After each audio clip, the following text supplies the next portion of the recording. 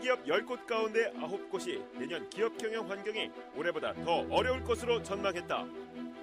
이에 따라 대부분 기업들은 내년 투자 계획을 축소하거나 구조조정을 단행할 것으로 예상된다. 기업의 투자 축소는 경기 침체로 이어진다.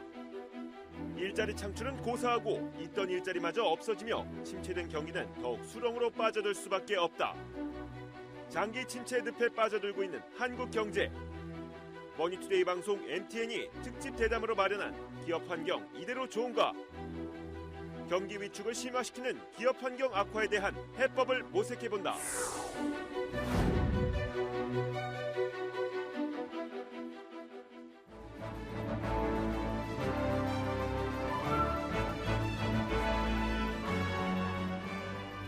네, 시청자 여러분 안녕하십니까? 2013년도 이제 얼마 남지 않았습니다. 해마다 이맘때가 되면 지나간 한 해를 결산하고 새해의 목표와 계획을 세우기 위해서 모두가 분주할 시기인데요. 우리 경제 성장의 견인차 역할을 해야 할 기업들 역시 사정은 다르지 않을 겁니다. 그런데 상당수의 기업들이 내년 경영 계획조차 세우지 못하는 상황에 처해 있다고 합니다. 새 정부 출범 이후 경제 민주화의 회오리가 몰아치는 가운데 최근 들어선 기업들에 대한 전방위 사정 수사와 또 세무 조사 등으로 기업 환경이 극도로 위축되고 있기 때문인데요. 투자 확대와 고용 창출, 정년 연장, 상생 등 기업들이 책임져야 할 의무는 더욱 강조되는 상황에서 기업 환경이 나빠지면서 내년 경제 성장에 대한 우려의 목소리들까지 나오고 있습니다. MTN은 이에 따라서 악화되는 기업 환경 이대로 좋은가라는 내용을 주제로 특집 대담을 기획했습니다. 오늘 이 자리를 함께해 주실 두 분 소개해드리겠습니다. 먼저 명지대학교 조동근 경제학과 교수님 그리고 한국경제연구원 황인학 박사님 자리하셨습니다. 두 분 안녕하십니까? 네, 안녕하세요. 네, 시간 내주셔서 고맙습니다.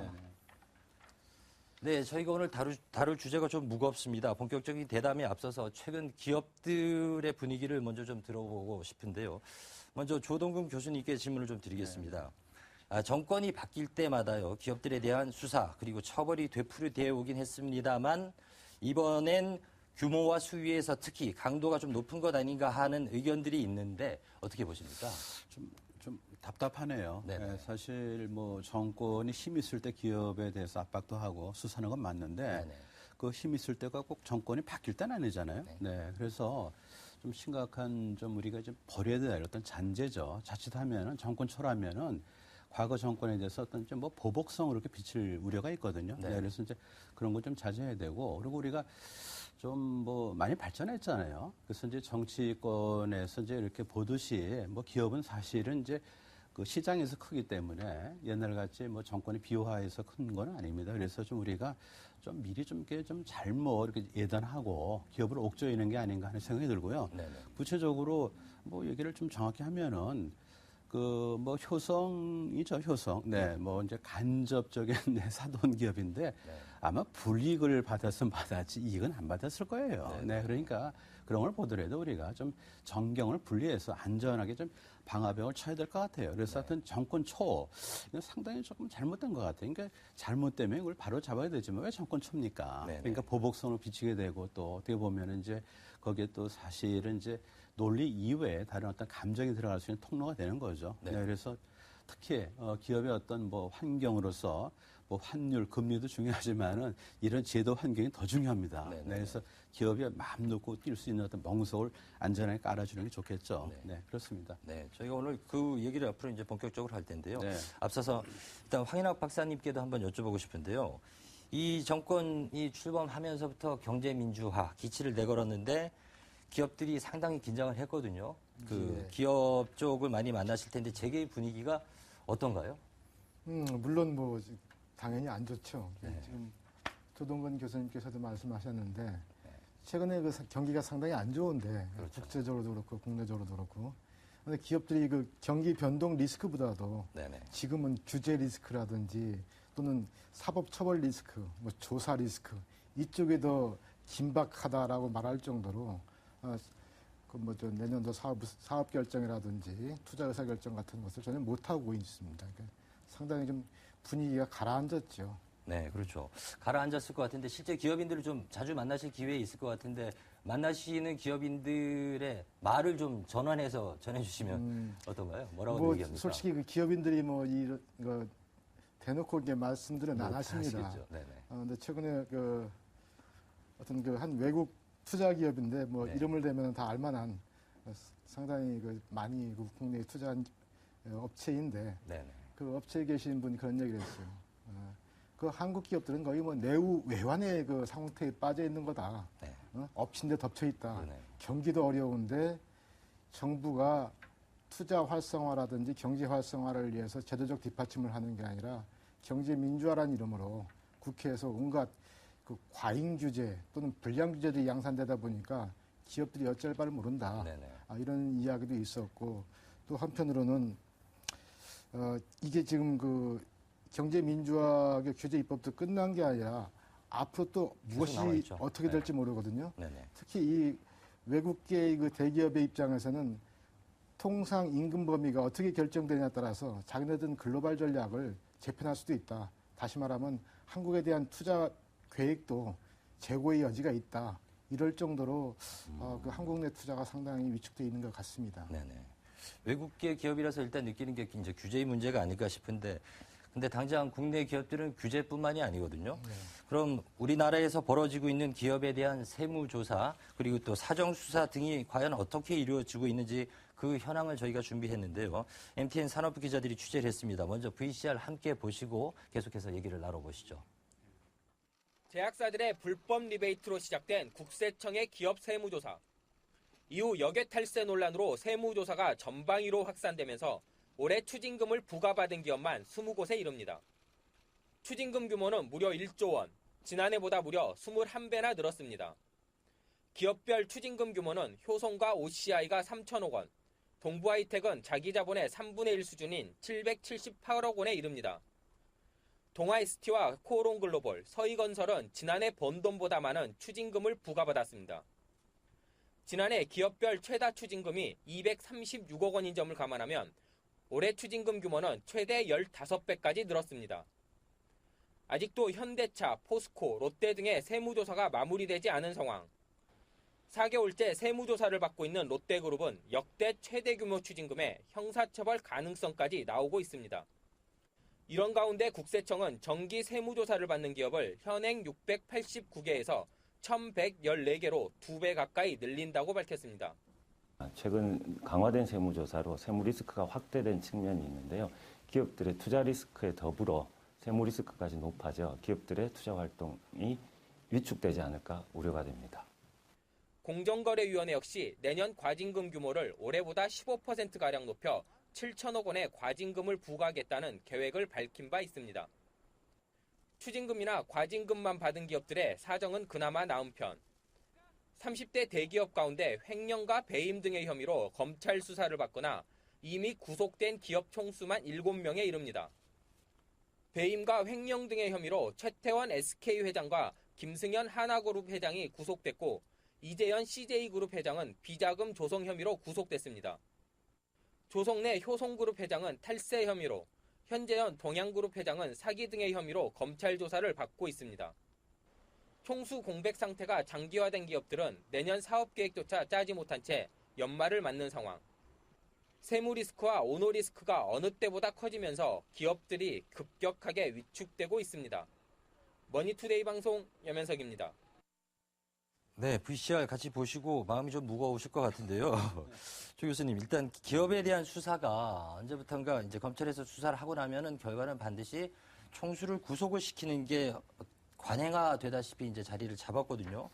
근데 이게 총수가 구속이 되면 경영 공백 사태가 불가피할 것 같은데 그래도 뭐 시스템에 의해서 돌아간다 이런 반론도 있어요. 하지만 그 기업에는 상당히 영향을 미칠 수밖에 없을 것 같거든요. 어떻게 보십니까? 그렇죠. 뭐 시스템대로 돌아간다면 뭐 다 우리 그 CEO를 다 비워놓자고요. 예, 그렇죠. 그 말이 되잖아요. 그래서 그런데 요새 경영은 사실 옛날하고 좀 달라요. 그래서 이제 우리가 이제 가끔 이제 뭐 신문지사 나오는데 졸다가 망한 기업, 예? 자다가 망한 기업. 그래서 자다가 망한 기업으로서 이제 이스트만 코닥을 얘기하고요. 네. 네, 졸다가 잔 것도 아니에요. 잠깐 졸다가 망한 기업으로 이제 노키아, 예, 뭐 소니 얘기하거든요. 그래서 이제 지금 이제 구속된 또는 이제 수사선상에 있는 뭐 총수를 이렇게 좀 이렇게 세우는 건 아니지만은, 그러니까 이제 뭐 과장하는 건 아니지만은 경영진의 어떤 그 공백은 굉장히 위험해요. 사실 그래서 이제 사고가 안 나면 아무것도 아니지만은 경영 공백으로 해서 사실 뭔가 기회를 잃거나 또는 기회를 포착하지 못할 수도 있거든요. 그래서 이제 우리가 그 인신구속이라는 거는 보면은 이제 특히 이제 뭐랄까 이제 경영 쪽에서는 물론 이제 주에 따라서 이제 그렇게 이제 신상구속도 해야 되겠지만은 좀 신중을 해야 되고요. 네, 그리고 이제 따지고 보면은 또 이제 앞에 이제 배임이 있던데 배임은 우리가 다 인정하다시피 사실 배임만큼 이렇게 좀 그 범죄 요건이 구성되는 그게 좀 엉성한 데가 없어요. 네, 따라서 이제 어쨌거나 생사 여타를 갖고 오는 게 어떤 이제 그런 배임죄 아닙니까? 좀 구속이 됐잖아요, 지금요. 그래서 이제 그런 것도 한번 우리가 좀 한번 좀 원점에서 검토를 해야 될 것 같아요. 과연 이제 악의가 있었냐, 누가 피해를 봤냐, 이런 걸 잘 봐야 되는데 피해 본 사람이 없는데도 불구하고 배임죄가 있는 것 같고 도리어 보면 배임죄를 통해서 많은 사람한테 도움이 된 경우도 있어요, 사실. 계열사를 이제 지원했다고 하죠, 보면요. 그래서 그 배임죄를 해서 이제 이렇게 그러면은 뭐 경제에 플러스가 되고 그리고 특히 누구에게 손을 끼치지 않았는데 이렇게 형사 구속하는 거는 우리가 자칫하면 오해를 받을 수 있죠. 그래서 이제 뭐 사람에 대해서 뭔가 좀 너무 직접적인 어떤 뭐랄까 이제 공격을 가는 게 아닌가 하는 이제 그런 느낌도 저버릴 수가 없죠. 네. 이게 뭐 아까 말씀 나왔습니다만 30명, 30대 그룹 중에서 7명의 총수가 지금 구속되거나 또는 구속 위기에 처해 있는데 물론 현 정권에서 일어난 것만은 아닙니다. 그렇다고 해도 참 불행한 일이 아닐 수 없는데요.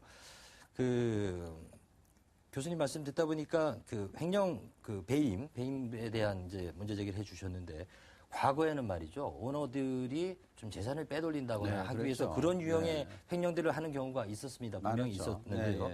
하지만 이제 우리 사회가 그동안 많이 민주화되고 투명화되면서 기업도 많이 투명화되지 않았습니까? 그렇다면 요즘 시점에서의 횡령과 배임의 유형은 과연 어떤 건가요? 저희 잘 이해 못하겠어요. 사실 뭐 저도 잘 모르겠어요. 그런데 이제 과거 좀 달라진 건 이전에는 이제 정치에도 이제 돈을 댔잖아요. 정치 자금을 댔었죠. 그렇죠. 그래서 이제 비자금이라는 게 다 만들 방법이 없었죠. 그거니까 이제 뭔가 빼돌리는 거죠. 그래서 이제 부풀려서 이익을 줄이고 뭐 해갖고 이제 세금도 포탈도 하고 또 한편 비자금 조성했는데 또 횡령했는데 지금 이제 그건 없는 것 같아요. 선거권 나고 나서 이제 정치 자금 관련해서 과거에 그런 건 없어졌으니까. 많이 없어졌죠. 네, 지금 배임은 주로 뭐냐면 이제 계열사를 이제 돕는데 이것이 이제 결과적으로 주주에게 손해를 줬냐 안 줬냐 이제 그런 논쟁이거든요. 네, 그런 거 같고 횡령은 이제 뭐 노골적인 횡령이야 그렇게 뭐 가능하겠습니까 지금이요. 네, 그리고 이제 주식회사 자체라는 것은 이제 공개된 회사이기 때문에 수많은 사람들이 숫자를 들여다보는데, 네, 그래서 그건 아닌 것 같고 주로 이제 잘못된 관행. 아까 잠깐 보니까 이제 뭐 리베이트 이런 거요. 이런 건 이제 뭐 없어져야 되겠지만은. 근데 이제 횡령 그런 것도 뭐 옛날같이 그렇게 뭐 노골적일 건 아닌 것 같고요. 또 그 물론 이제 횡령이 없어야 되겠죠. 네, 그렇죠. 네, 없어야 되겠어. 네. 알겠습니다. 이번엔 황인학 박사님께 질문을 좀 드릴 텐데요. 이게 배임의 범위가 너무 모호하다는 지적들이 있지 않습니까? 이게 경영적 판단을 잘못해서 회사에 손실을 입힌 것도 따지고 보면 배임인데요. 그런데 문제는 이런 경우 수사를 받게 되면 이제 법의 잣대로 또 형사 처벌을 하게 되거든요. 이게 또 규모에 따라서 사법 처리 기준까지 징역 몇 년 이상이라는 양형 기준까지 못 박아둔 걸로 알고 있습니다. 이렇게 투자에 실패하면 이것도 배임으로 처벌할 수 있다면 이건 좀 문제가 아닐까 싶은데요. 네, 그렇죠. 물론 뭐 그러니까 투자에 실패했다고 해가지고 모두가 다 배임으로 처벌받는 건 아닙니다. 예. 다만 지금 우리나라의 경우는 이제 동일한 사안이라도 다른 나라에서 똑같은 사안이 발생하더라도 그것이 우리나라에 발생한다면은 1차적으로는 반기업 정서에 영향을 받고 두 번째로는 경영 판단의 원칙이라는 게 존중되지 않기 때문에 배임죄로 처벌될 가능성이 그만큼 높습니다. 그러니까 경영 판단의 원칙이라는 것은 어떤 그 경영자가 지금 시점에서 옳다고 생각해서 의사결정을 했는데 나중에 이게 문제가 돼가지고 회사에 손해를 끼쳤다. 이런 경우는 이제 배임죄 처벌될 가능성이 높은데 다른 나라의 경우는 그 당시 의사결정을 할 때 상당한 정도의 주의를 기울였으면은 또 그 당시 회사를 위해서 이익이 된다고 생각해서 판단했으면은 그 제3자인 법원에서 책임을 물어서는 안 된다.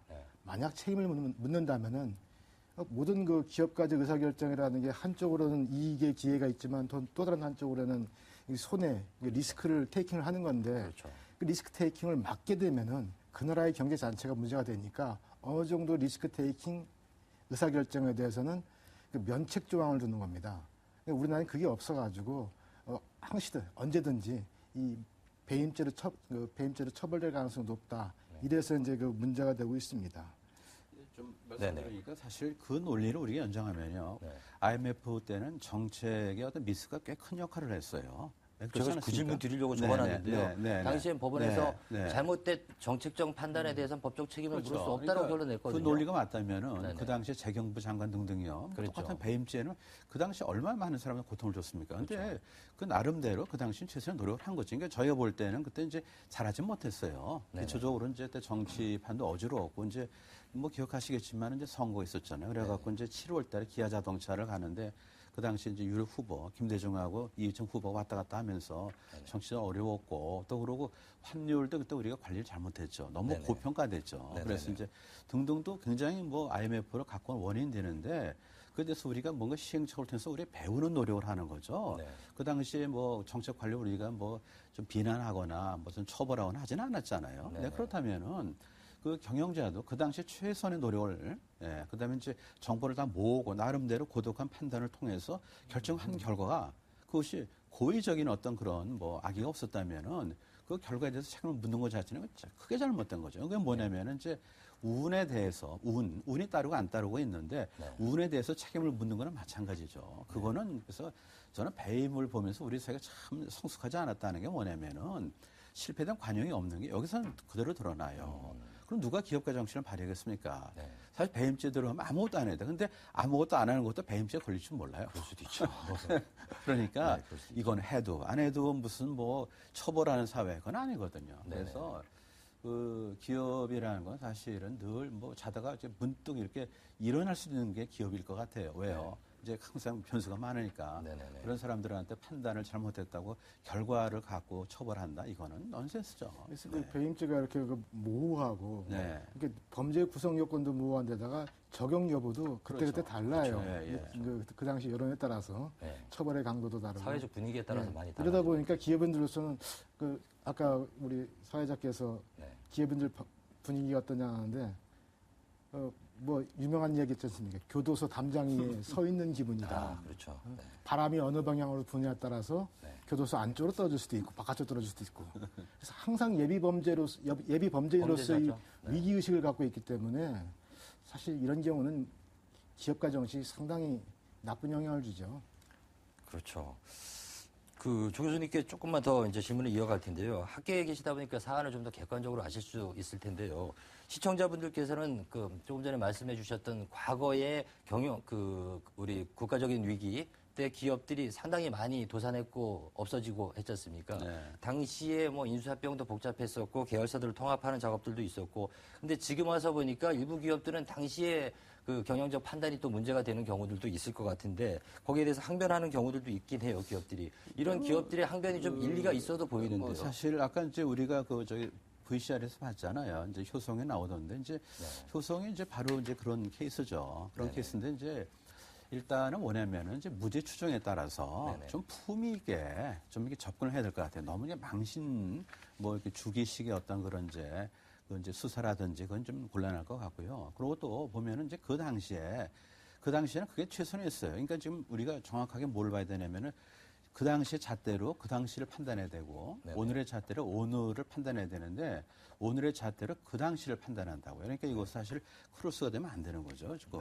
그러다 보니까 만약에 지금 효성이 아까 좀 잠깐 나오던데 그때는 효성그룹이 뭐 어려웠었잖아요. 이제 종합상세 효성이죠. 그래서 만약에 그거를 뭐 공중분해했으면 아마 좀 편했을지 몰라요. 효성으로서도요. 그리고 이제 명확 하나인데 그렇게 되면 그 당시에 환란 때니까 어떻게 보면은 더 걷잡을 수 없는 어떤 그런 이제 파장이 우려가 되고 또 그러고 또 정부에서도 공적 자금을 뭐 넣거나 또는 뭐 이렇게 할 만한 여유가 사실은 없었죠. 왜냐하면은 은행이 우선이니까 그래서 자구 노력을 통해서 한번 계열사에서 그걸 한번 해결해라 라는 어떤 그런 무언의 어떤 이제 권위도 있었을 것 같고 또는 유언의 권위도 있었을 것 같고 사회적으로도 하여튼 뭐 계열사가 좀 잘 힘을 합쳐서 이걸 좀 난국을 좀 극복하자 해서 넘어갔을 거예요, 지금. 네네. 그러다 보니까 이제 그 손실을 갖다 나눠서 이제 뭐 이걸 이제 통해서 갚았겠죠. 네. 그러다 보니까 이제 법인세가 좀 덜 포착되는 것도 있고 탈세가 되는 것도 있고 그러는데 그런 거를 이제 뭐 나중에 이제 동계산은 뭐 정확히 하라고 그건 맞는 건데 네네. 그 행위 자체를 무슨 범죄로 보는 건 아닌 것 같아요. 네네. 그렇다면 똑같은 논리로 사실상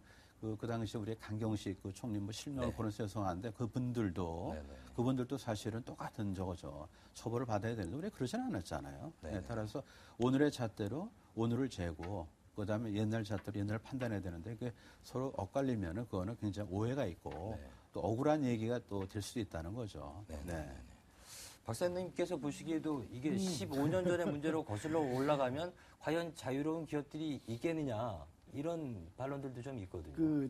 우리가 좀 과거를 빨리 있는 경향이 있죠. 네. 97년, 98년 그 당시 외환위기 당시 네. 30대 기업 중에서 15개 절반 이상이 이름이 사라지거나 네. 저 주인이 바뀌는 그런 일이 벌어졌어요. 그때 지금 효성 문제를 말씀하셨으니까 예를 계속 들자면은 효성의 문제는 이제 종합상사인 효성물산의 문제이죠.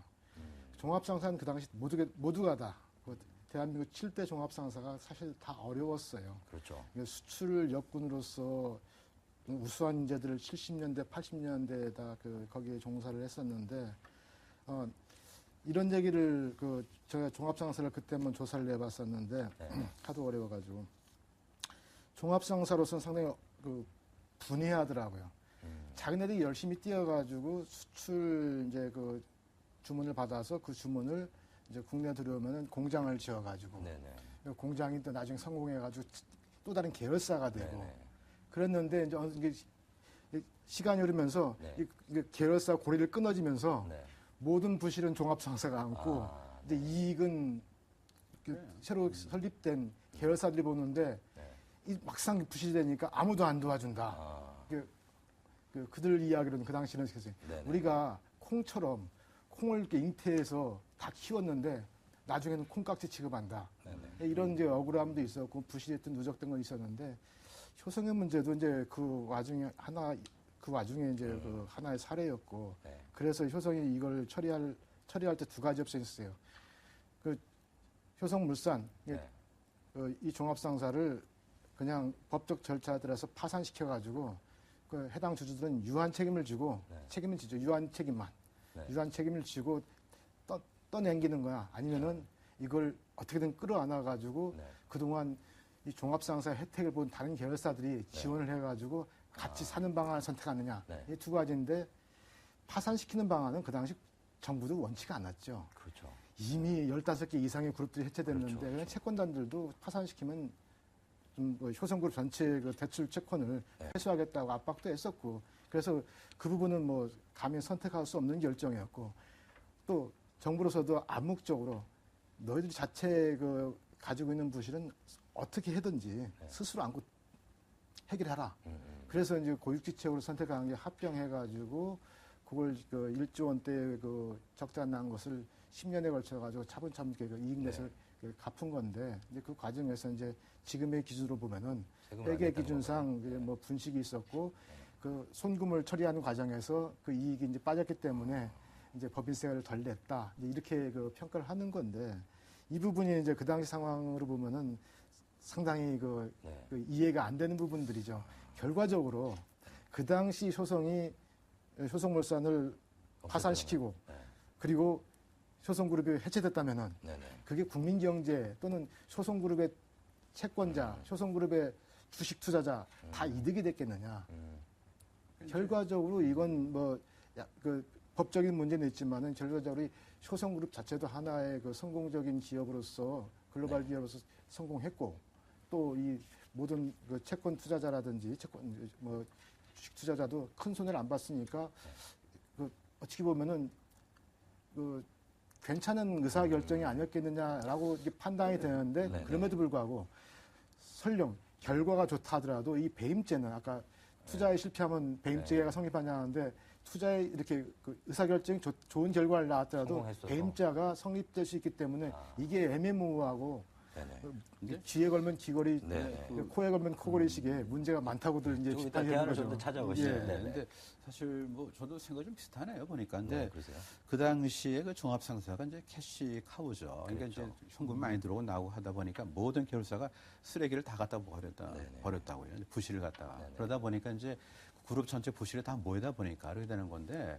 그 상식으로 보더라도 그렇게 부실이 쌓였으면 그게 굴러갔겠습니까? 그건 아니죠. 그러니까 그 당시도 회계 처리 이상의 부실일 거라고 보면 그러니까 이제 계열사마다 이제 손해 난 거 이런 거 갖다 이제 한 대다 모으는데 어떤 부실의 적치장으로서는 현금의 출입이 빈번한 종합상사가 제일 낫었겠고요. 그다음 우리가 하나 팁이 뭐냐면은 이제 비교를 할 때 이제 뭐 보면은 이제 분식이다, 뭐 법인세를 제대로 안 냈다, 뭐 이제 이렇게 얘기를 하는데 이제 비교 대상을 정확히 해야 되는데 그 만약에 그야말로 아까 잠깐 말씀하셨지만은 그야말로 우리가 효성이 공중분해됐다 하면 그거하고 비교를 해야 되는 거죠. 네, 그러다 보니까 지금은 차악이에요. 그러니까 이제 차악을 선택한 거죠. 최선은 물론 아니지만. 그러니까 최악을 면한 거죠. 그러니까 최악은 뭐냐면은 무책임하게 제일 적어져. 그러니까 뭐 그냥 회사 그냥 뭐 하면은 사실 거기에 고용된 사람이라든지 채권자라든지 그 당시 무슨 뭐 이렇게 협력서는 없었겠지만은 네, 그렇습니다. 네, 그러시군요.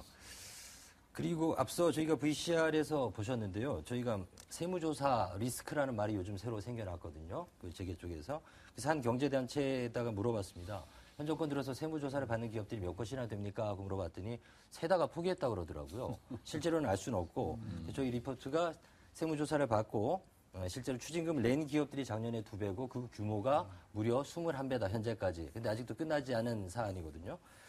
이렇게 국세청이 전방위적인 세무조사를 벌이게 된 배경이 뭘지 조 교수님께서 먼저 좀 굉장히 거북한 답변을 저한테 요구하시는데 뭐 이제 그렇지는 않겠지만은 뭐 이게 좀 뭐 조급증이 아닐까. 예를 들어서 참 이게 갈 길을 모르게 긁으려는 그죠.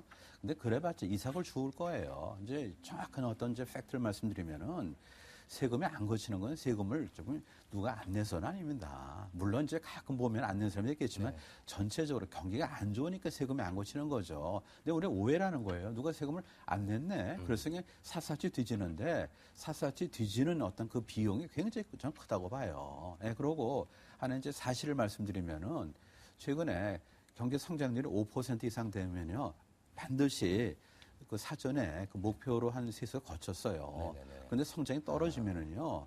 이게 2002년도 예컨대 그때 카드 대란이 있었잖아요. 네. 그다음에 이제 그 뭐 최근에 또 2009년도에도 있었잖아요. 금융위기. 그리고 이제 2011년도에도 보면은 이제 사실상 이제 경제 민주화 해갖고 뭐 등등해서 성장이 안 됐어요. 그때 보면은 예외 없이 목표 세수 안 돼요. 지금 올해도 마찬가지죠. 그러니까 이제 목표 세수 안 되는 것이 누가 세금을 안 내서라고 생각하지 마시고 성장 페달을 밟아서 경제 성장과 경제 활동에 연계된 세수로 확보하는 게 맞아요. 근데 그렇지 않으면은 뭐 보면은 이제 그 자칫하면은 뭐 재벌들 무슨 뭐 세금 안 낸다고 생각하고 그러는데 만약에 세금을 얼마나 더 걷는지 모르겠는데 세금을 더 거둔 걸 공표를 해야 될 거예요. 그게 바로 이제 세무조사의 생산성인데 그게 별로 높지 않을 거라고요. 네, 알겠습니다.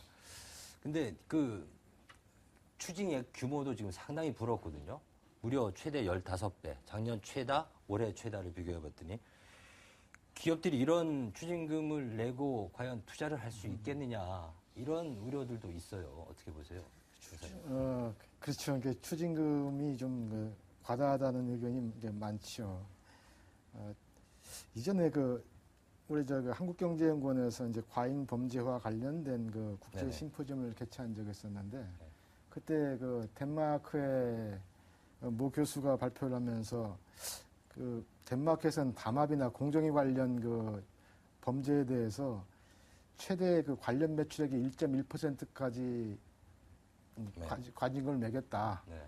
그러면서 자기 나라에서는 기업 범죄에 대해서 과잉 범죄화 현상은 없는 것 같다. 그래서 제가 그때 토론자였는데 한국에서는 매출액 대비 7.7%까지 매긴다. 너희네들은 1.1%까지밖에 안 매기니까 과잉 범죄화 현상이 없다고 하겠지만 한국은 상황이 좀 꽤 다르다. 하는 깜짝 놀란 적이 있었어요. 그래서 죄가 있으면 이제 벌을 해야 되고 하는 건데 이 세금은 또 과징금보다는 정상적으로 걷도록 해야 되고요. 기업 활동, 경제 활동을 좀 그 활성화시켜가지고 그에 따른 이익이 있으면은 기업인들도 기꺼이 이제 세금을 내는 것을 자랑스럽게 생각하는 경향이 있었거든요. 네네. 그래서 좀 조동원 교수님께서 말씀하셨지만은 좀 뭐 꼭 지금처럼 이렇게 과징금을 통해 가지고 뭐 세수를 확보하려는 그런 건 아니겠지만은 지금 최근에 그 전방위적인 그 세무조사라든지 또는 검찰, 공정거래위원회까지 나서가지고 모든 사정당국이 기업들을 너무 옥죄는 것 아니냐 이러다가는 진짜 경제활동이 위축돼가지고 갈수록 그 세수 그 확보 여력이 줄어들 수도 있다. 걱정된다는 얘기를 많이 하죠. 네네. 말씀하셨던 그 환경연에서 주최했던 과잉 범죄화를 주제로 했던 이 심포지움 저희도 다녀왔었거든요. 당시에 저희가 그 보도했던 내용 VCR로 같이 한번 보시면서 말씀 나누시죠. 최태원 SK그룹 회장 형제와 김승현 한화그룹 회장, 이재현 CJ그룹 회장과 최근엔 조성래 효성그룹 회장까지 재벌 총수들이 잇따라 횡령과 배임, 탈세 혐의로 징역형을 선고받고 수감되거나 검찰 조사를 받고 있습니다. 이른바 재계 순환시대입니다. 기업인들이 저지른 잘못에 대해 법적 책임을 지는 건 당연하지만 처벌 수위가 무조건 구속으로 이어지면 해당 회사에 돌이킬 수 없는 피해를 줄 수 있다는 점에서 우려의 목소리도 커지고 있는 상황입니다. 실제로 SK와 한화는 그룹 총수가 구속되면서 그동안 추진해왔던 사업들에 막대한 차질을 빚고 있습니다. 기업 범죄에 대한 제재 방식이 이대로 좋은가에 대한 토론회에서 국내외 석학들은 이 같은 점을 우려했습니다. 정부가 기업과 기업인들의 범죄를 제재할 수단이 다양한데도 굳이 형사처벌에만 의존해 이를 남발하고 있다는 주장입니다. 외국에선 징역 등 형벌적 수단보단 벌금형이 더 효과적이라는 사례도 제시됐습니다.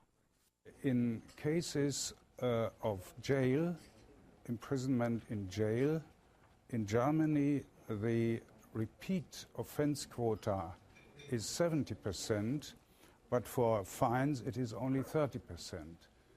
국내 공정거래법 역시 기업 범죄에 대해 형법 규정을 일괄적으로 적용해 과잉 범죄화를 부추긴다는 주장도 나왔습니다. 사실은 잘 사용하지 않는 형사처벌 조항을 갖고 있는 것이 경제 활동을 하는데 많은 위축하는 효과를 좀 준다고 생각합니다. 그래서 해외 학자들은 특히 기업 범죄를 다스리는 우리나라의 법 조항이 매우 경직돼 있고 이에 따른 비용 부담도 기업에만 전가하고 있다고 지적했습니다. 머니투데이 방송 임원식입니다. 네, 박사님, 이 한교련이 주최한 심포지엄이었는데 아무래도 내용을 잘 아실 것 같은데요. 좀 인상 깊었고 우리와 차이가 많았다. 뭐 이런 사례들이 좀 있었습니까? 앞서 다 이야기가 된 것 같습니다. 아까 그 독일의 그 저명한 법경제학자 셰퍼 교수도 인터뷰를 하는 것 같은데, 네네. 제가 그 독일 사례하고 덴마크 사례를 좀 예의주시봤는데요. 네네. 아까 그 배임죄에 대한 그 면제 조항, 안전지대를 만들어준 게 경영상 판단 원칙, 경영 판단 원칙인데, 이 배임죄라는 것이 맨 처음 나치 시절에 독일에서 들어왔거든요. 네. 근데 이게 계속 문제가 되니까, 한국에서는 계속 문제가 되니까, 그 독일에서도 2005년에 우리처럼 성문법적 체계를 갖춘 독일에서도 법률에다가 경영 판단 원칙을 명시해가지고 함부로 기업인들을 형사처벌하지 않도록 하는 조항을 도입했다는 것을 셰퍼 교수가 자기네 사례를 들어가지고 잘 설명을 하고 있어요. 그러니까 우리도 그게 필요하다는 이야기를 하고 있기 때문에 좀 주목을 끌었고요. 네네. 그리고 덴마크의 경우는 앞에 셰퍼 교수도 얘기하는데 기업인에 대해서는 사람들이 꼭 징역을 시켜야 된다. 문제가 있으면 징역을 시켜야지 그래야지 정의로운 처벌이라고 생각하는데 사실 범죄 예방 효과는 이런 신체적 징역형보다는 인신구속형보다는 경제적 제재를 통해서 하는 것이 훨씬 효과적이라고 이야기를 하는 거거든요. 그러니까 셰프 교수의 그 얘기를 받아가지고 덴마크의 란도 교수에 의하면은 기업인들은 한번 조사를 받고 사회적으로 치욕을 당하면 그 상처가 일반 범죄자보다 훨씬 크다. 사회에 미친 영향이 훨씬 크다.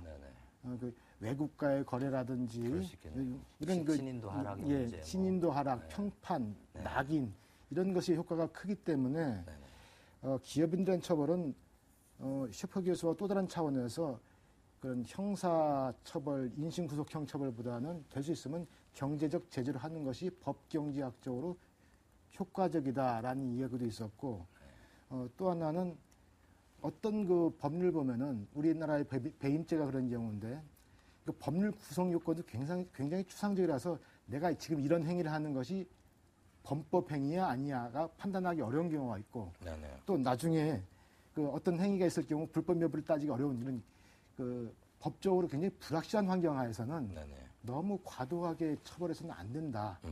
그러면은 경제가 위축된다. 이런 두 가지를 그 란도 교수 덴마크 사례를 들어서 이야기를 했습니다. 그래서 한국에 상당히 시사점이 있는 것 같아요. 뭐 사실 인신구속하면 화끈하게 느껴지잖아요. 네. 뭐 제대로 처벌했다는데 그로 인해서 어떤 이제 마손되는 고갈되는 어떤 이제 기업과 정신의 어떤 그 무형의 자산, 그죠? 그다음 외국 기업이 우리나라를 보는 어떤 시선에 대한 어떤 신뢰 추락, 그다음에 이런 게 쌓이면요. 죄송하지만 국가 신인도에도 영향이 있어요. 있죠. 네, 그러다 보니까 조금 이제 이게 우리가 좀 뭐 화끈하다 뭐 이건 아닌 것 같아요. 시원하다 그건 아닌 것 같고. 그거는 바꿔 말하면은 이제 거기에는 사실은 이제 좀 질시가 묻어 있을 수가 있잖아요. 그래서 우리 이제 좀 현명하게 이제 경제 행위에 따른 어떤 손실이나 뭐 위법이 있으면 이제 그거를 또 경제적인 어떤 이제 환산을 통해서 거기에 상응하는 어떤 죄를 묻는 것이 일차적인 어떤 그 판단 원칙이 돼야 될 것 같아요. 그러니까 바꿔 말씀드리면은 이제 인신구속에 대해서는 조금 좀 우리가 이제 아주 파렴치가 아니면은 우리가 이제 좀 자제하는 게 맞는 거죠. 네. 그래서 제가 좀 더 정리를 드리면은 뭐 정리를 해드리면은 그 외국의 경우도 기업이 잘못하면 처벌을 해야 되느냐? 물론 처벌을 해야 된다고 생각을 하죠. 외국에서도 그런 정서가 있는 건 분명한데 우리와의 차이점은 세 가지 점에서 차이가 난다는 게 이번 그 세미나에서 뭐 이렇게 결론 삼아 요약을 하면 그렇게 됩니다. 재밌을 것 같아 한번 소개 좀 해주죠. 첫 번째는 이제 경제 범죄, 기업 범죄에 대해서는 기본적으로 금전적 제재를 하는 것이 효과적이다. 징역형과 같은 경우는 사람들한테 뭐 불이남을 줄 수는 있을지언정 그렇게 그 범죄 예방 효과도 높지도 않고 그 나라 경제 활동에 미치는 영향도 상대적으로 더 높다라는 것이고, 두 번째는 이게 배임처럼 이렇게 범죄 구성 요건이 불명확한 이런 경우든 될 수 있으면은 좀 처벌을 강하게 하지 않는 것이 다른 나라는 전통이고, 또 배임과 같은 경우는 다른 나라의 경우는 이게 이해관계자 간의 문제겠더니 그 신뢰를 위배했다, 임무를 저버렸다는 거 아닙니까? 배임이라는 것이 상당히 추상적인데 이 문제는 결국 계약 당사자들 간의 소송 문제로 해결해야 될 사적 자치 원칙장에서 계약자들 간에 해결할 문제이지 이걸 왜 정부가 공법적으로 접근해가지고 형사처벌을 하겠다고 달라드느냐. 이건 우리나라와 다른 나라의 차이점이다. 세 번째는 기업가 정신을 위축시키지 않고 기업인들이 마음 놓고 그 위험한 의사결정을 할 수 있도록, 뭐 마음 놓고 위험한 의사결정을 하니까 좀 표현 좀 애매합니다만은 좀 더 적극적으로 도전적이고 과감한 의사결정을 할 수 있도록 상법상에 또는 어느 법령에 경영 판단의 원칙을 명시해가지고 그 안전지대를 제공하는 것이 다른 나라인데 반면에 한국엔 그게 없다. 이 세 가지를 주로 이제 결론으로 중요 결론 삼을 수 있어요. 그리고 하나 좀 더 추가적으로 덧붙이고 싶은 게 이제 뭐 법조계에 계신 분들이 혹시 오해하실까봐 좀 걱정되는데 우리나라 이제 법조계는 사실요 누가 견제를 하죠? 견제 못 합니다. 한번 생각해 보세요. 그렇죠. 그러다 보니까 법과 양심에 따라서 안 되는데요.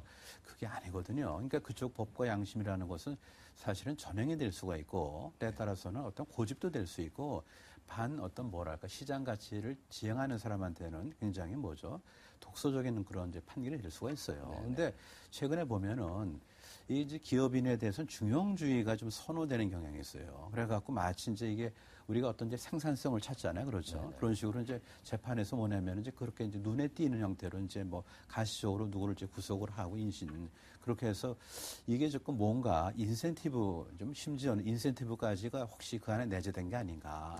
요컨대 뭐 경제 민주화에 거기에 편성해서 뭐 자기 어떤 이제 이 판사도 나름대로 이제 독립된 어떤 주목을 끌 수 있는 주체가 되잖아요. 그리고 또 이제 보면은 이제 여러 가지 이제 그런 게 있는 것 같아요. 그래서 그 판사들의 어떤 다양한 의견 그 자체가 어떻게 보면은 이제 무심코 던진 돌이 무슨 개구리를 잡는다는 식으로 이렇게 될 여지도 있어요. 그러니까 이제 이 법 쪽에 어떤 기업인에도 중형주의 선호하는 거, 이거는 조금 우리가 좀 재고를 해야 된다. 네, 그리고 말씀한 대로 사적 자치로 할 거를 공적인 어떤 법에 들어갈 이유는 없는 거죠. 네, 그러니까 우리 둘이 약속을 했는데 좀 늦으면 내가 당사자 사과하면 되는 건데 제가 파출소 가서 얘기할 필요는 없는 거 아니에요. 이제 그런 식이라고요. 그러니까 이제 배임에 있어서는 그거는 신뢰관계의 문제인데 그거를 공정거래법 등등등에 들어와서 하는 건 조금 우리가 좀 문제가 있어요, 사실요. 네, 그렇습니다. 두 분 말씀을 들어보면요. 이상적이긴 한데 너무 이상적이어서 바로 바뀔 수 있을까 하는 걱정도 들거든요. 가령 형사처벌을 하지 마라. 이게 하루아침에 될 것 같지는 않고요. 순서가 있을 것 같은데 이제 기업 범죄에 우리는 어떻게 보면 좀 관행에 좀 빠져 있었거든요. 뭐 추징액도 탈세 규모도 크면은 추징을 하고 또 검찰에 고발하고 넘어가고 검찰에 고발이 되면 반드시 총수 한번 불러서 주로 구속 기소를 하게 되고 불구속 기소도 아니고 이런 관행이 되풀이되어 왔는데 이런 관행을 이제 좀 바꿔야 되지 않을까라는 차원에서 본다면 일단 순서상 그 법 개정을 좀 해서 배임죄 규정을 좀 더 명확히 하게 한다든가 이런 실무적인 문제들이 좀 있을 것 같거든요. 거기에 대한 두 분의 생각을 먼저 좀 듣고 싶은데 먼저 교수님께서 어떻게 풀어가면 좋을지. 우선 이제 대개 이제 우리 형량을 하면 좋잖아요. 그러니까 이제 뭐 배임이 있으면은 똑같은 어떤 이제 비중으로서 경영 판단의 재량권을 인정하는 그런 식으로 해서 이제 양쪽을 동시에 보고 판단할 수 있게끔 하는 것이 이제 법 체계상으로는 좋을 것 같고요. 네, 그리고 아까 뭐 같은 얘기 좀 반복돼서 죄송한데 상당한 정도 사적 자치를 풀 수가 있는 게 맞아요. 그러니까 이제 인사로. 어떻게 보면은 이제 회사 전체가 컸다고요. 그리고 그러다 보니 협력업체에서 이게 돌아가요. 근데 이 회사 안에서 뭔가 이제 손해를 보는 사람이 있고 이익 보는 사람이 있는데 이제 그런 문제가 될 수 있거든요. 네, 그러고 그다음에 이제 그 전체적으로 기업인을 보는 시각을 우리가 좀 뭐랄까 좀 바꿔야 돼요. 그러니까 참 죄송하지만은 이제 뭐 취직할 때는 왜 회사가 없나 그러고 그만 또 취직 딱 하고 나면 도대체 이 회사는 도대체 뭐 하는 거야? 세금도 안 내고 말이죠. 뭐 재벌 총수를 다 뭐 부도덕하고 말이죠. 뭐 이렇게 또 되니까 그렇게 하지 말고 좀 냉정하게 이제 우리가 어떤 의미에서는 이제 이제 이게 성숙한 어떤 이제 시민의식을 통해서 우리가 더 올라가는 어떤 이제 길목이니까 요 난관을 좀 잘 극복을 해야 될 것 같아요. 그래서 이제 뭔가 매섭게 하되 한편으로는 좀 이렇게 좀 따뜻한 구석도 우리가 가져야 되고 친기업적인 어떤 정서가 우리의 번영의 원초적인 어떤 출발점입니다. 그거는 우리가 다 이걸 받아들여야 될 것 같아요. 박사님께서도 의견을 좀 주시면 그 심부지움도 해보신 그 의견을 통해서 한번 좀 말씀해 주시죠. 뭐 우리 교수님께서 다 말씀을 하셨는데 그 경영 판단의 원칙의 경우는 그 상법에 도입해야 된다는 데서 저는 경제학자입니다만 그 법학자들하고 계속 이야기를 하고 있는데 상법학자들 사이에서도 상당히 그 필요하다라고 인식을 하고 있는 것 같아요. 법 개정이 상법에 그 개정할 때 경영 판단 원칙을 명시해 가지고 좀 세이프존을 만들면 좀 나아지지 않겠느냐 하는 이야기를 하는데 이 부분은 좀 물론 이제 저 아주 고립무원 상태인 국회가 이제 협조를 해야 되겠죠. 두 번째는 지금 또 이것도 부족해가지고 뭐 특정 경제 가중처벌법 해가지고 최소 형량을 올리겠다라는 그 법안들이 많이 올라와 있어요. 그 특정 가중처벌법에는 이 배임죄도 들어가 있거든요. 근데 이게 특정 가중처벌법은 형법이기 때문에 그 사기와 횡령에 대해서는 들어가 있는 건 맞지만은 배임 때는 거기서 빼줘야죠.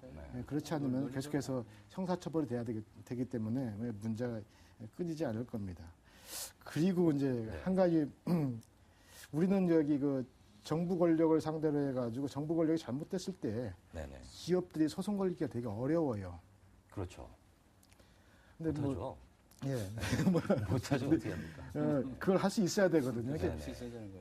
잘못된 기소에 의해서 그 회사가 상당히 중대한 타격을 입었거나, 진짜 무슨 뭐 라면 뭐 우지 사건이라든지 거의 뭐 회사가 저기 망할 정도의 타격을 입거나 이럴 경우는 손해배상을 국가에 청구할 수 있어야 됩니다. 이걸 제도적으로 만들어주면은 아니면 말고식의 그 마구잡이 기소가 억울하면 줄진 않을까. 뭐 이런 식으로요. 그래서 그러면은 이런 제도도 좀 도입할 필요가 있지 않는가 하는 생각을 해봐요. 과연 이런 이니셔티브를 누가 쥐고 정부에 이렇게 해 주십시오 하고 얘기할 수 있을까 싶은데요. 이제 좀 다른 차원에서 기업 환경이 이렇게 극도로 악화되어 있는데 이러다 보니 기업 기업들이 내년에 과연 어떻게 투자를 하고 또 사업을 이끌어갈까 걱정하시는 분들이 많거든요. 경기를 좀 활성화시키기 위한 차원, 기업 환경을 좀 바람직하게 잡아줄 수 있기 위해서 뭐부터 지금 어떻게 해야지 되는지 이거 좀 난감한 상황인데요. 정부에 좀 제언을 좀 해주시죠. 우리 하나만 좀 잠깐 좀 짚고 넘어가자고요. 요새 보면은 이제 글로벌 이제 그 포천에 따른 글로벌 500대 기업의 한국 기업의 숫자가 많이 줄었어요. 네. 예. 지금 중국은요, 뭐 우길승천합니다. 스마트폰도 중국이 무지하게 주장하고 있더라고요. 그래가고요. 그래서 지금 사실 우리가 조금 그리고 또 하나 뭐냐면은 이제 우리나라 경제 규모, GDP 규모가 옛날 11위까지 올랐는데 15위 내려왔어요. 네. 그러니까 규모도 점점 밀리고 글로벌 어떤 그 고래 숫자도 줄고 그렇기 때문에 우리가 지금 이제 방향 전환을 좀 해야 될 때예요. 지금 사실 그래서 그런 쪽에서 보면은 이제 뭐 일개 기업에 우리가 뭐 투자를 걱정하는 게 아니고요. 네네. 하여튼 그 플레이어들이 하여튼 최선을 다할 수 있어 운동장을 잘 만들어줘야 되는 거죠. 그래야 그게 그 혜택이 골고루 돌아오고 정치권도 사실 생색낼 수 있는 거 아닙니까? 네, 그렇죠. 뭐 어떻게 보면 정치권의 최종적인 어떤 이제 책임자여야 되는 건데 네네. 거기에 대해서 너무 감이 없는 것 같아요, 사실요. 네, 그래서 이제 정치권이 좀 사실 그 좀 경제 발목 잡는 건 사실이니까 정치권에 좀 일신이 요구됩니다. 정쟁하지 마시고 네네. 그 포퓰리즘에서 좀 약간 발 빼시고 그리고 철학과 가치 기반의 어떤 그런 이제 선한 싸움을 해야 되죠. 그렇게 무슨 뭐 그냥 왜곡하고 뭐 폄훼하고 말이죠. 그건 아닌 것 같아요. 그러니까 정치인이 변해야 경제가 돌아갑니다. 한번 물어보세요. 정치인의 어떤 신뢰가 어떤가 지금. 네, 그러니까 정치 허무가 왜 나왔어요 우리가 네네. 말이죠. 어떻게 보면 그렇게 횡령하고 또 뭐 감옥 가더라도 기업인의 신뢰가 그리고 차라리 정치인 신뢰보다 조금 좀 나을 겁니다. 예, 그러니까 뭐 누구를 탓하는 건 아니고 정치가 어떤 경제 세팅을 좀 만드는 거라는 걸 좀 깊이 좀 생각하시고 그리고 이제 기업하기 좋은 환경 그것이 번영의 기초다. 이것이 이제 뭐 소견이 되겠습니다. 네네, 말씀 고맙습니다. 정치 쪽 얘기하시니까 말씀을 좀 질문을 이어서 받아보면 상임위도 많은데요. 그 상임위별로 서로 자기 분야에서 규제를 막 내놓기 시작하는데 이게 한꺼번에 기업들은 한꺼번에 받아야 되지 않습니까? 그러니까 한꺼번에 받는 충격들이 어마어마하게 큰 것 같더라고요. 당장 앞으로도 무슨 이제 내부 거래에 대한 부당 이익에 대해서 또 처벌을 하는 법안들이 준비 중인 걸로 알고 있고 여러 가지 규제들이 좀 계속해서 이루어지고 있지 않습니까? 아까 말씀하셨다시피. 박사님께서 보시기에는 기업들 분위기, 기업 환경을 좀 개선해 줘야 되는데 뭐부터 어디서부터 어떻게 시작해야 될지 좀 의견을 주십시오. 우리가 좀 규범론적으로 이렇게 하면 좋겠다라고 말씀을 드릴 수 있는데 네네. 지금의 그 정치 여건이 영 호응 않을 것 같아가지고 걱정이 많습니다. 그래도 말씀해 주셔야 예. 됩니다. 우리 교수님께서 말씀하신 걸 제가 좀 더 어렵게 얘기하면은 네네. 결국 한 나라의 경제 활동은 정부 정책에 의해서 반응하는 게 아니라 국회에서 만든 제도에 의해서 결정됩니다. 제대로 만들어 놓을까요? 예. 네. 제도에는 여러 가지 이걸 하면 좋겠다, 저걸 하면 벌 받겠다는 어떤 그 인센티브, 디스인센티브가 그 아우러진 게 그 경제 제도거든요. 네네. 그 경제 제도는 법 체계로 구현되기 때문에 네. 다 국회의원들이 만든 겁니다. 그렇죠. 정부 정책은 예산 배분이라든지 재정 편성 또는 규제 완화해주겠다. 뭐 이러면서 투자를 독려하는데 행정부는 투자를 독려하죠. 네네. 뭐 손톱 및 가시 규제, 뭐 신발한 돌멩이 규제. 근데 이건 국회를 통과되지 않으면은 아무것도 성사되지 않기 때문에 이런 정책 말로 하는 정책에는 기업들이 반응하기 어려워요. 네네. 근본적 제도를 고쳐줘야 되는데 네네. 그게 제도가 기업하기 좋은 쪽으로 이렇게 바뀌는 게 아니라 네. 기업하기 어려운 쪽으로 계속 네네. 바뀌어 나가고 있기 때문에 네네. 더 이제 문제가 되는 것이죠. 그래서 교수님 말씀 맞다나 지금 경제의 문제는 행정부의 문제가 아니라 입법부의 책임과 네네. 문제이다라는 것을 국회의원들이 인식하고 네. 이 문제를 국회의원 스스로 고치겠다고 나서주지 않는 상당히 어렵습니다. 네, 알겠습니다. 두 분 말씀 참고해서 저희도 정치권에 계속 문제 제기를 하도록 한번 네. 해보겠습니다. 네, 지금은 기업 전쟁의 시대라고 해도 과언이 아닐 것 같습니다. 창조와 혁신을 최고의 가치로 앞세우는 이 시대에 새로운 사업에서 생길 수 있는 위험을 감당하면서 또 기업을 키우려는 의지를 갖는 게 바로 기업가들에게 주어진 사명일 텐데요. 한국 경제의 성장 엔진인 기업가 정신이 꺼져가고 있다는 현실은 안타깝지 않을 수가 없습니다. 창조 경제를 통해서 새로운 성장의 동력을 찾아서 제2의 경제 부흥을 이룩하자는 게 국가적인 목표인 점을 감안한다면 극도로 위축되어 있는 기업 환경부터 바꿔야 한다는 점을 결론으로 오늘 특집 대담을 마무리하겠습니다. 두 분 오늘 긴 시간 말씀 함께해 주셔서 감사드립니다. 네, 고맙습니다. 네, 수고하셨습니다. 시청자 여러분께 같이 인사드리죠. 시청해 주신 여러분 고맙습니다. 감사합니다. 감사합니다.